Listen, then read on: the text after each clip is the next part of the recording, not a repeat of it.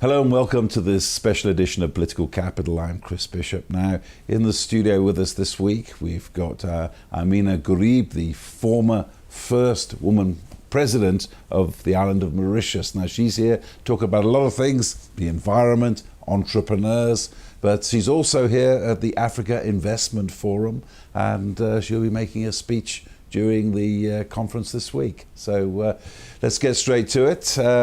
Ameenah Gurib, thank you very much for joining us on Political Capital. And just to start off with, it's an historic day for the people of Mauritius. It's 184 years since the first indentured workers came from India to work in Mauritius. Can everybody trace their families back that far to India? First of all, thank you for having me on CNBC. It's always a pleasure to be here in Joburg. As you said, the island of Mauritius is made up of immigrants. There have been a wave of migration to the island. And when they arrived, in fact, I will be the fourth generation people of Indian origin, the documentation of all the arrivals have been very well kept in Mauritius. So people now can trace back the roots to India. So I can trace back, for example, my ancestors who came from Uttar Pradesh. And it is one of the most populous states in India. And people just came with the hope of working in the field, and some of them went back, but my ancestors, of course, they stayed, and here I am. And this is the sugarcane fields then of Mauritius, most of them worked in. How hard was it for your ancestors? Well, you know, the reason why indentured laborers were brought in, because it coincided with the end of slavery, and people still needed to work the land, and of course a very back-breaking job. The conditions were not right, but you know, they persevered, and thank goodness they did. Otherwise I wouldn't be here speaking to you. And how much pride is there amongst Mauritians, modern day Mauritians, that they can trace their ancestors back to those hot, tough days in the fields? They're very proud, because it's a sense of accomplishment, it's a sense of achievement to have gone, you know, all this far. And also the same laborers who came with the transformative power of education, many of them have become very, very, of course, prime ministers, they've become professionals, and many have migrated as well, so they've gone elsewhere. So it's a sense of pride that we can trace back our roots, we know where our culture is from, we know our history, so it's very important to be able to trace back this lineage back to India. And you're here in Johannesburg this week to make a speech at the African Investment Forum, and you're launching something new here as well. I'm here to speak on this very, very crucial notion of entrepreneurship and small and medium enterprise, which will be, I think, the driving force in Africa. And if you leverage this with an area which I think the African Development Bank Director has said, agriculture, we will have a very powerful instrument to solve unemployment on this continent. And I also see this opportunity to actually launch my foundation, which which of course exists now. And the foundation will be to help girls in STEM. So this will be my the new life I'm living in terms of promoting more girls in STEM. Why girls in STEM? 2015 has been a landmark year at the United Nations when, for the first time in UN history, they have recognized the central role that science will play through the SDGs in addressing development and, of course, addressing prosperity for the continent. But we cannot leave 52% of this same population on the bench if we want to make progress. So girls have to be empowered, and girls need to have all the tools of science.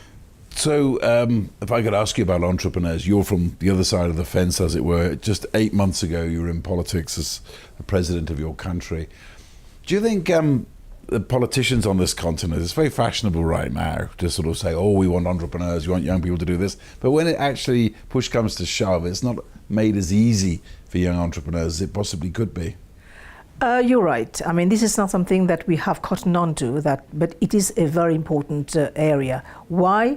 Because on the continent, we will have, these are World Bank's figures, we will be having more than 11 million graduates landing on the job market on the African continent. We're talking about the youth dividend, 18 to 20 age. this is the youth, the energy we have to do something about, because this same youth boom, as we say, boon, can easily become a bane if we don't handle it properly. And there are very good examples. If we look at a country like Korea, South Korea, they've done so well. But the thing is that there has to be this very strong partnership, private, public, and philanthropies. If today we've managed to get the Googles and the Facebook of this world, it's because there has been some decided check to encourage these young people to go to Silicon Valley and start the whole thing. So here it's happening slowly. It's happening maybe in a fragmented way, but we need to actually coordinate this. And you've mentioned leadership. The leadership in Africa is also changing. We're getting more technocrats, we're getting more professionals as leaders. So we hope that Africa will also be technically driven, as opposed to being administratively driven about 50, 60 years ago. That's very interesting. You mentioned one of the big brand names there, Google. A very cynical entrepreneur said to me once, if Mark Zuckerberg had been born and bred in Africa, there'd be no Facebook. He wouldn't have made it. I don't know. What do you think of that? I totally agree. I mean, this is the kind of vision that we need to have on this continent. That's why, I mean, some people they go further. They say, very much in the political world, you have the world of politics, you have the Senate in some instances, but I think it has to come a point now in Africa or everywhere in the world where we need to have a third chamber. This third chamber would transcend the world of politics, because this third chamber will go beyond the political realm of the lifetime of a politician, which is about in 5 to 7 years, because this is where the sustainability of all decisions to happen when we go beyond the 5 years or the 7 years of a mandate, because planning takes time, training people takes time, and we need to have continuity. And this is where the private sector and the philanthropists have a very key role to play in leveraging and ensuring that this happens. But how far do you think, I mean, looking from where you were inside politics before, do you think politicians on this continent are to a point where they can say, okay, we'll make a level playing field for people, we'll give them certainty, regulation, and then just leave them to get on with it? I mean, how close do you think we are to that? It works both ways. The politician has to speak a language that the people want to vote them. So this is something that is already a very strong pull factor. The push factor is also, they also have to give. So it has to be a give and take situation. Now, why it matters to them? Because it's their constituency at the end of the day. And if we have the same, I mean, we don't want any more springs of all these young kids, kind of blowing them up and, or do all these nasty things. We need to use that energy, and technology now, along with the energy of the youth, is a very powerful combination that we can make to drive change. It's in the interest of everyone. It's the survival of the youth, the survival of everyone on this continent to make it happen. We have no choice. How much do you fear? I mean, people say that the youth of this continent is getting more and more, if they've got nothing to lose, nothing to gain, they could be a terrifying force. Exactly. And this is where, when I look at the wave of migration, the African continent is the continent which is going to be worse hit by climate change. And climate change is already driving a lot of this migration. And this is something that leaders have to reconcile with, that they need to do something about it. And here we call for a global solidarity. It is not African, it is not local, it's not regional. There has to be this global solidarity. And this global solidarity, unfortunately, we are seeing a lot of anti-science sentiment spread around the globe, and this is not going to work for anyone. Even those who are actually professing all these negatives, they will also be hit. But Africa has got the disadvantage of not having strong institutions to date that we need to build. And through this, we'll be able to train more people to make them more technical savvy and, of course, be able to become entrepreneur, which is going to be the theme of this conference for the next few days, so that they become providers of jobs and not job seekers. Why didn't your government you were part of in Mauritius do something like radical? Say, okay, if you're under 30, you don't pay tax until you're 30. What about that? Or you could be exempt from certain things to encourage young entrepreneurs. Funds is not everything. money is not everything. Now, we have a huge diaspora, African diaspora elsewhere. What would somebody working, a professional in the United States or in France or wherever he is or she is, want to come back to the continent? We need, at our level, this is where we call on the leadership of this continent to prepare and to actually develop the ecosystem that will make it natural for these professional, highly trained, technically savvy people who will want to come back to Africa. Money is not the issue. The ecosystem, what people want to work on, and this sense of satisfaction, they're doing something good. I mean, these are the main drivers. Money is secondary in that instance, I think, in my opinion. And what about including your own country? I mean, this idea of getting away from the fact that you go to school, you come out, you look for a job where you work from 9 to 5, you work for the civil service, you get a steady job for 40 years and then retire. How do you think Africa's ever going to break that? We have no choice, because now everything we are living in an era of disruption. And disruption is going to be the major driver for migration, for everything else. So now what we have to teach our kids is that be prepared for a job that doesn't exist when they're kids. And this is the mindset that we have to drive in our children. And this is where we need a transformative kind of education, the set of tools we're going to give them, which will not be what they have learned so far, what we have learned. So we need to prepare them for this kind of lateral thinking. And this is where we make a call for a bigger investment in education. Where do you think the great disruptors are going to come from in the 21st century in Africa? There's so many. There's so many. If you look at, let's look at some key instances like Uber, for example. Look at Airbnb. Let's look at all these models. I mean, we have to rethink at our level, are we prepared for that? These are the thought that we need to start, we look at artificial intelligence, the impact that this will have. We look at the way jobs will be disrupted through the input of technology. And I think this is something that we will need to partner. This is where the partnership is. I'm thinking, for example, if you look at some of the big countries, China, for example, is one of the big trading partners in Africa at the moment. So how do we leverage this partnership? So these are things that we have to really rethink. But unfortunately, again, we don't have these very powerful think tanks on the continent, which we need to bring all the brains together and really have a look at the strategy for driving this continent further. Well, just one last question before we end the half is that, and I hate to keep referring to your political background, but this is political capital. A lot of people out there, entrepreneurs I speak to, they say the problem is our politicians, from Mauritius to the Congo, they're out of touch, they're too old, they don't understand us, they don't know exactly what to do to bring us up, they don't know. What do you say? Well, I think it's easy to just say the politicians are too old and all this, but I think there's many more kind of clusters around which we can be. I think, as I said, we need to increase the partnership, public-private philanthropies. And then you'll be speaking to the politician, you'll be convincing them, you'll be at the same table discussing. So it has to be a give and take. I think we have to engage in very serious dialogue. But more importantly, this is something that leaders have to understand. If we want to develop this continent, we're going to have to put our hands in our own pocket. Nobody will do that for us. And this is the bottom line for everyone. And what about expertise in African government? I mean, I know this is heresy in some countries I've worked in this continent, but getting people who are just technocrats in as ministers rather than political figures as ministers, what do you think of that? You can have both. You can have politicians, but I think the politician must recognize that their country needs to be technically driven. And this is where you actually surround yourself with some, key technocrats to drive this. This is where, for example, if you look at big economies like the United States, they've done this, China has done this, most of the big countries who have been successful have done it.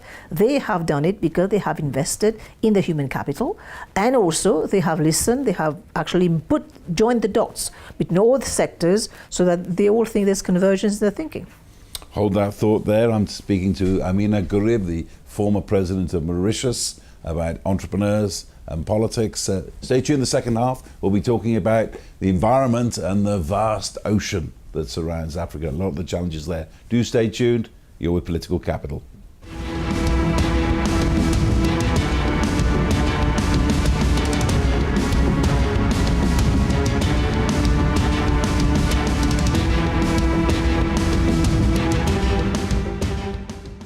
You're with Political Capital. I'm Chris Bishop. I'm speaking to Ameenah Gurib, the former president of Mauritius, who's here to speak at the Africa Investment Forum here in Santon. Now, we spoke in the first half a lot about entrepreneurs and politics.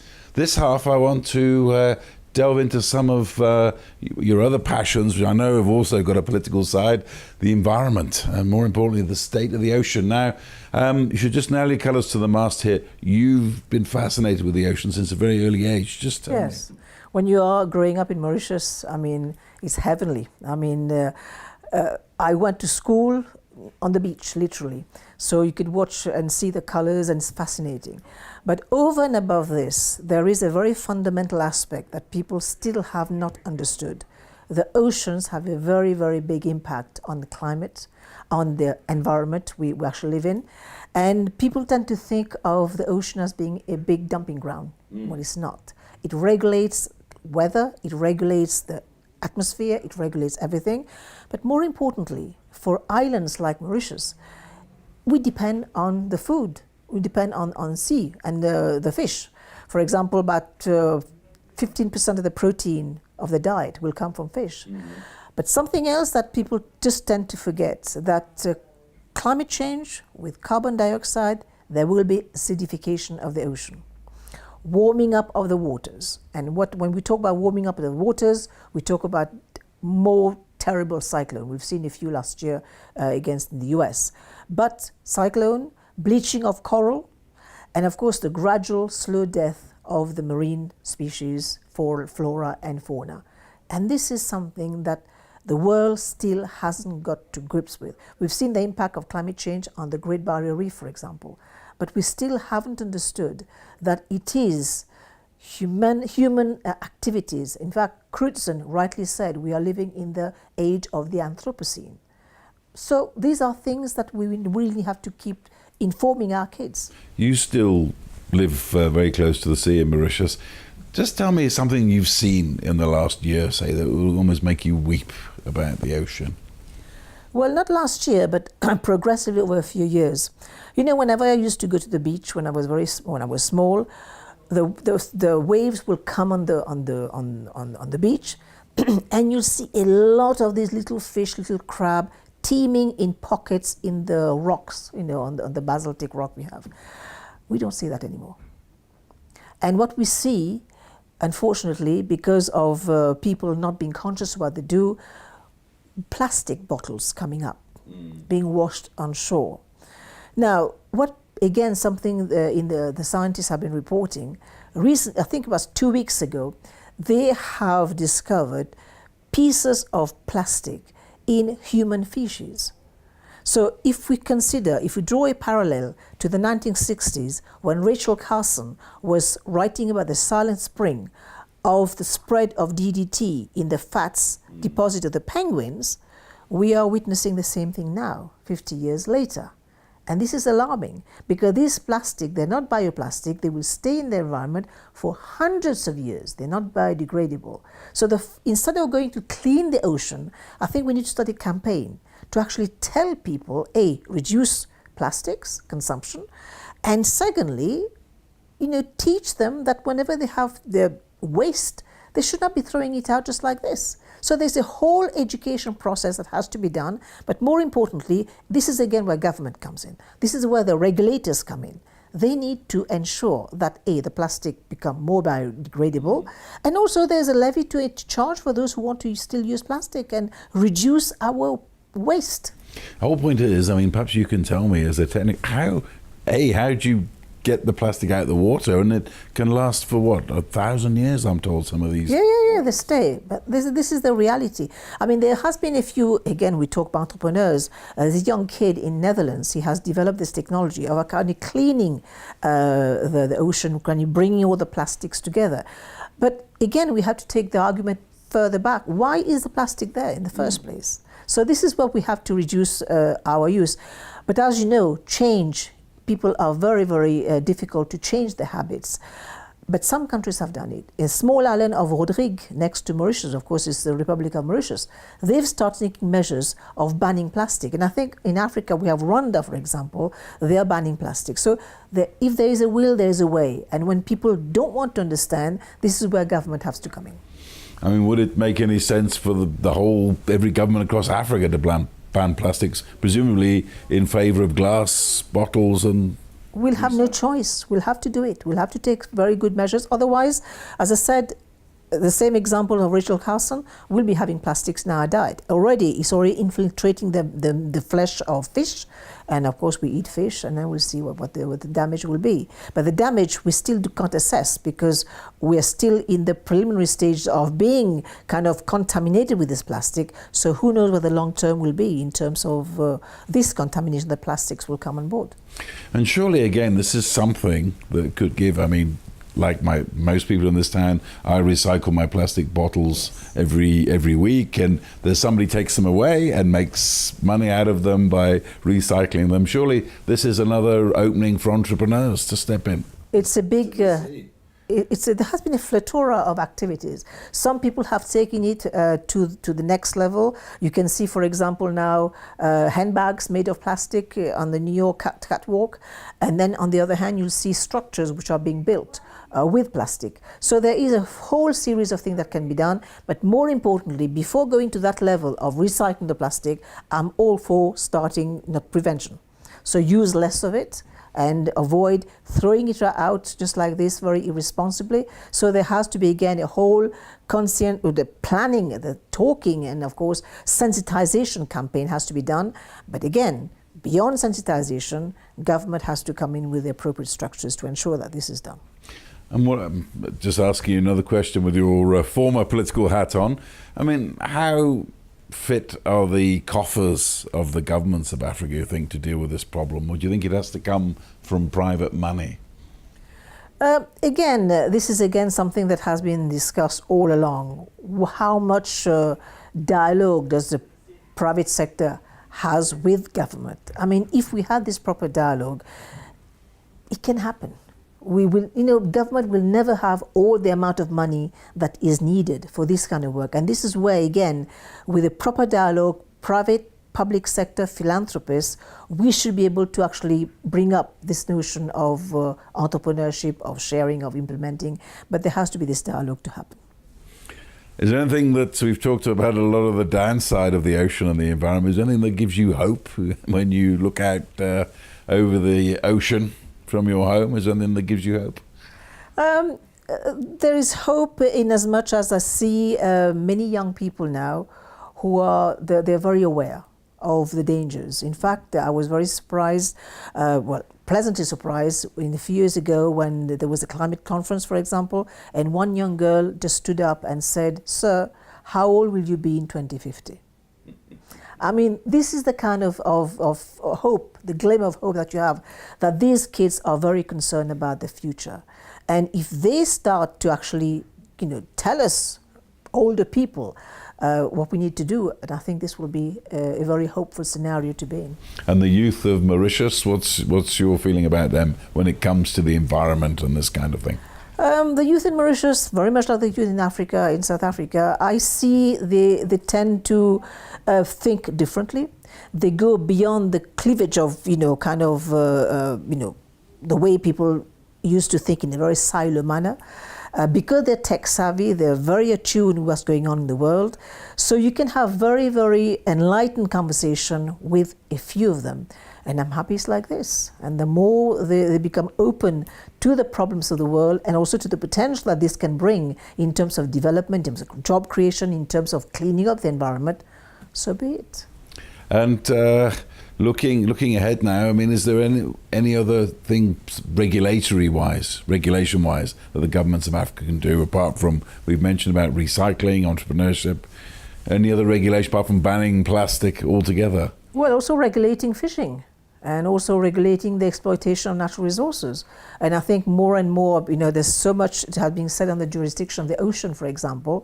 The more natural habitat that we can create, the reserves, the better it's going to be for the world. Because right now, as we speak, there's too much exploitation across the world. There has to be a refuge, the last frontier for biodiversity. And just lastly, this is a political program. It's 8 months now since you've been out of politics. Do you miss it at all? There are moments. There are moments. Is this it now? Are you no longer... Well, you know, I'm living my fourth life right now, and I'm very happy. I'm doing things that I have been able to do recently, in the recent past. And as I said, I do a lot with young people, and that keeps me young.